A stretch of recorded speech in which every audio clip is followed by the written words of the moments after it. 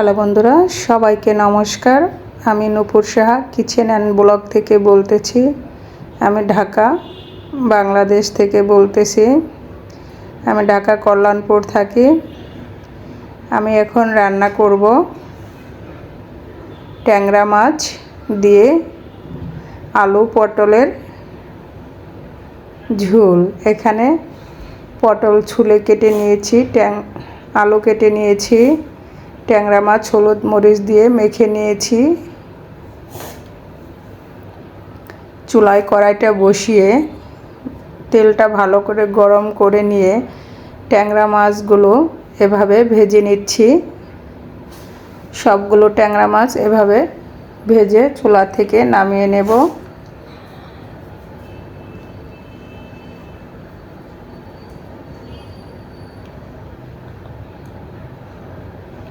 ট্যাংরা মাছ আলু পটল দিয়ে ঝোল খেতে খুবই ভালো লাগে।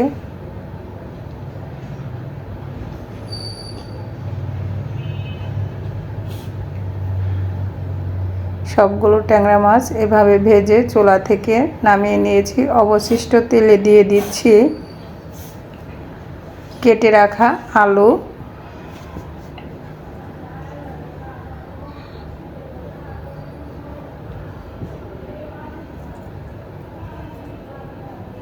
আর দিয়ে দিচ্ছি সাথে পেঁয়াজ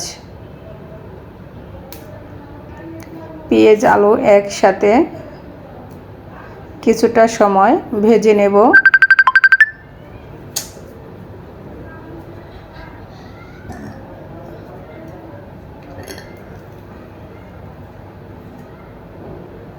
এভাবে কিছুটা সময় ভেজে নেওয়ার পরে দিয়ে দেব কেটে রাখা পটল আলু একসাথে দিয়ে ভালো করে আবার কিছুটা সময় ভাজবো। আলু পটল একসাথে ভালো করে ভেজে নিলে তরকারিটা খুবই সুস্বাদু ও মজা হয়।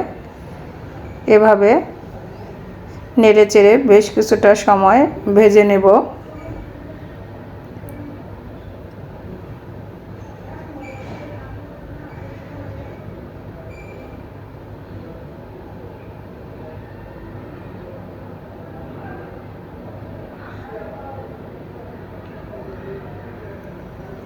দেখতেই পাচ্ছেন বন্ধুরা, আমি এভাবে ভেজে নিয়েছি। এখন দিয়ে দিচ্ছি লবণ দিয়ে আবার নেড়েচেড়ে 1 থেকে 2 মিনিটের মতো আবার ভেজে নিচ্ছি। পটল দিয়ে ঝোল খেতে হলে পটলটা একটু ভালো করে ভেজে নিলে খেতে খুব সুস্বাদু লাগে। আমি আলু পটল একসাথে দিয়ে এভাবে ভেজে নিচ্ছি পেঁয়াজ কাঁচামরিচ দিয়ে।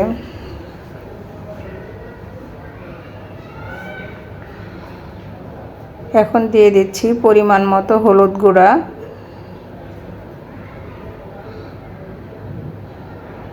অল্প পরিমাণ লঙ্কা গুঁড়া কালার আসার জন্য। পটল দিয়ে ঝোল তরকারিতে শুকনা মরিচের গুঁড়া খুব বেশি দেওয়া যাবে না, তাহলে টেস্টটা ভালো লাগবে না।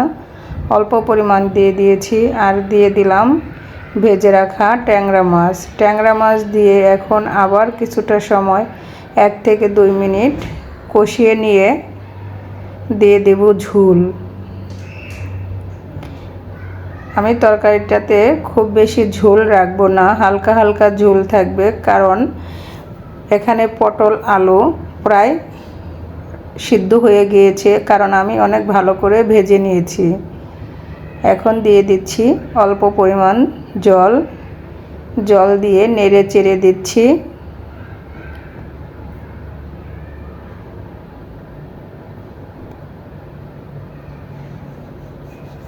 নামানোর আগে বলক আসলে নামানোর আগে জিরা গুঁড়া দিয়ে নামিয়ে নেব। দেখতেই পাচ্ছেন বন্ধুরা, তরকারিটা বলক চলে আসছে।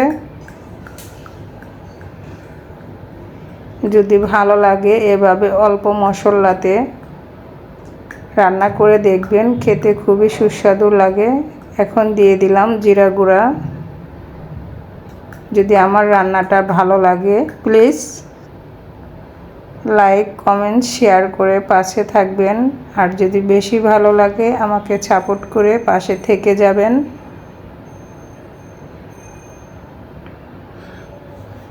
চ্যানেলটা সাবস্ক্রাইব করে দিবেন।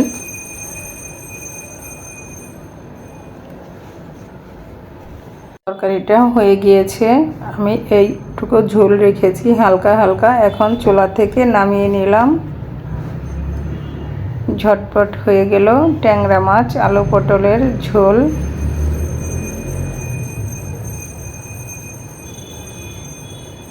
আর এখন রান্না করব।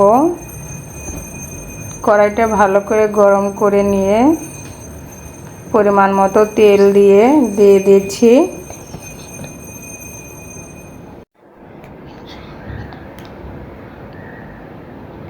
গোটা জিরা, তেজপাতা, দিয়ে দিচ্ছি রসুন,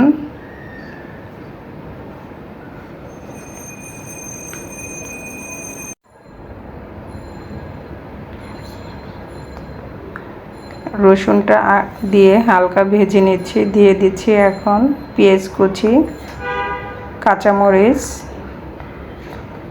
একসাথে দিয়ে হালকা একটু ভেজে নেব।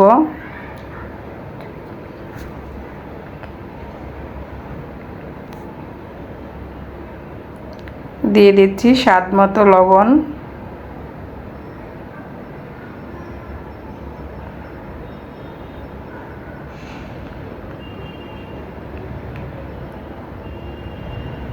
অল্প পরিমাণ হলুদ গুঁড়া, অল্প পরিমাণ শুকনো মরিচের গুঁড়া, ধনিয়া গুঁড়া, সবগুলো মশলা দিয়ে অল্প পরিমাণ জল দিয়ে মশলাটা ভালো করে কষিয়ে নেব। এদিকে মুসুরির ডাল ধুয়ে রেখে দিয়েছি। মশলাটা কষানো হয়ে গেলে দিয়ে দিব ধুয়ে রাখা মুসুরির ডাল। আমি 10 মিনিটের মতো ধুয়ে ভিজিয়ে রেখেছিলাম। আমি এখন ডালটা দিয়ে দিচ্ছি। ডালটা দিয়ে ভালো করে কষিয়ে নেব।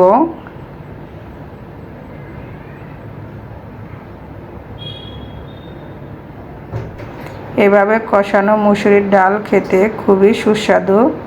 যদি ভালো লাগে আমার মতো এভাবে ট্রাই করে দেখতে পারেন। কষানো হয়ে গিয়েছে, দিয়ে দিলাম পরিমাণ মতো জল। যে যেখান থেকে এই মুহূর্তে আমার ভিডিও দেখতেছেন সবাইকে অসংখ্য ধন্যবাদ। আর যদি কোনো নতুন বন্ধু আমার এই ভিডিওটি ভিজিট করে থাকেন প্লিজ লাইক দিয়ে ভিডিওটি দেখবেন। ভালো লাগলে চ্যানেলটা সাবস্ক্রাইব করে পাশে থেকে যাবেন। এখানে নিয়েছি কাতলা মাছ। কাতলা মাছটা হলুদ মরিচ লবণ দিয়ে ভালো করে মেখে নিচ্ছি।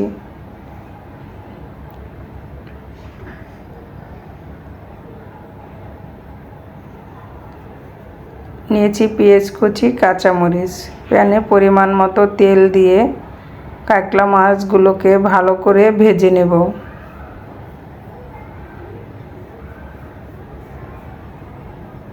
কাতলা মাছগুলো ভাজা হয়ে গেলে দিয়ে দেব এর সাথে পেঁয়াজ কুচি ও কাঁচামরিচ।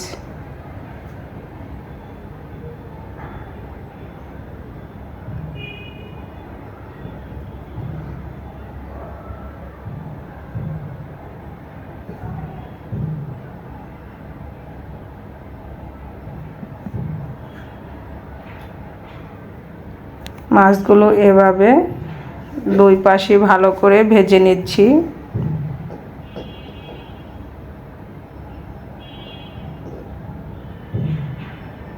এখন দিয়ে দিচ্ছি কেটে রাখা পেঁয়াজ কাঁচামরিচ দিয়ে এখন মাছগুলো আবার ভালো করে ভেজে নেব। দেখতেই পাচ্ছেন বন্ধুরা, খুবই অল্প মশলাতে এভাবে মাছগুলো পেঁয়াজ দিয়ে ফ্রাই করে নিলে খেতে খুবই সুস্বাদু লাগে।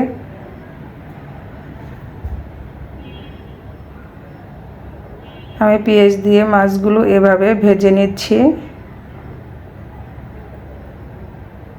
এটা দেখতেও যতটা সুন্দর লাগতেছে খেতেও ঠিক ততটাই সুস্বাদু। এরকম ভাজি হলে শুধু এমন ভাজি দিয়েই ভাত খাওয়া যায়, আর কোনো তরকারি লাগে না।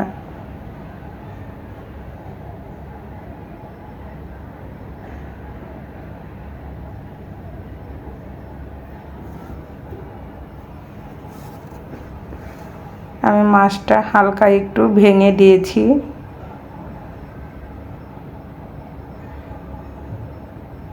আমি এক সাইড করে নিচ্ছি, তেলগুলো পাশ থেকে ঝরে যাবে। যদি ভালো লাগে আমার মতো ট্রাই করবেন।